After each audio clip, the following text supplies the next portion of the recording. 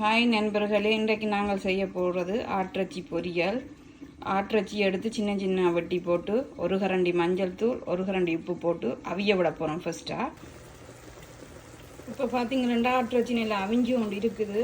அவிஞ்சு நல்லா இதில் இருக்கிற தண்ணி எல்லாம் நல்லா வத்தட்டும். இப்போ பாருங்க, தண்ணி இல்லாமல் எல்லாம் நல்லா வத்தி வந்துட்டு இனி நாங்கள் இதுக்கு ஒரு கரண்டி மிளகு தூளும் உங்கள்கிட்ட இருந்தால் கருவேப்பிலை பவுடர் இருந்தால் ஒரு கரண்டி போடுங்க. இப்போ பாருங்க, ஒரு கரண்டி கருவேப்பிலை பவுடரும் பெப்பர் பவுடரும் மிளகு தூளும் போட்டுருக்குறோம். போட்டு நல்லா கிளறி போட்டு இனி இதுக்குள்ள ஒரு 2 கரண்டி எண்ணெய் விடுங்க.